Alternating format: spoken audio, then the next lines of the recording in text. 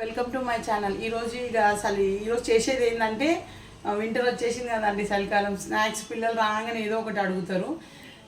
అంటే అన్నీ చేయాలి, కాకపోతే మనం కొన్ని చేసి పెట్టుకోవాల్సిన ఈజీ ప్రాసెస్ ఏంటంటే మున్మురాలతోని చుడువ అటుకులతో చేస్తారుగా, ఈ మున్మురాలతో కూడా చేసుకోవచ్చు. అది ఎట్లా చేయాలో చూపిస్తా, వాటికి ఏం కావాలో చూపిస్తాను రండి. మున్మురాలు ఒక ప్యాకెట్ తీసుకోవాలండి. పల్లీలు, పుట్నాల పప్పు, ఎల్లిపాయలు ఇట్లా దంచేసుకోవాలి. ఒట్టిమిరపకాయలు, కరివేపాకు, జీలకర్ర ఆవాలు. పెద్ద బొగ్గానే పెట్టుకోవాలండి. దీన్ని నేను ఒక ప్యాకెట్ వేసుకున్నాను కాబట్టి పెద్ద బొగ్గానే తీసుకున్నా. ఫస్ట్ వచ్చి జీలకర్ర వేసేసుకోవాలి.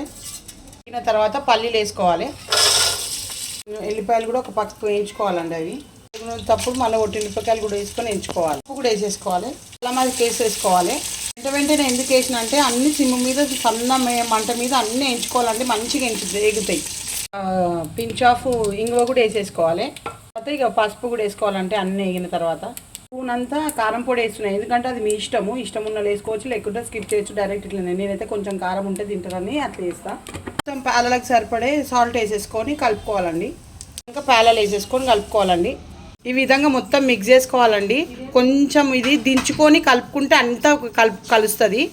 పొయ్యి మీద అయితే వేడి తగులుతుంది. కింద తీసుకొని కలుపుకోవాలి. చుడవ రెడీ అయినట్టు అండి. నా వీడియో కనుక నచ్చినట్టయితే లైక్, షేర్, సబ్స్క్రైబ్.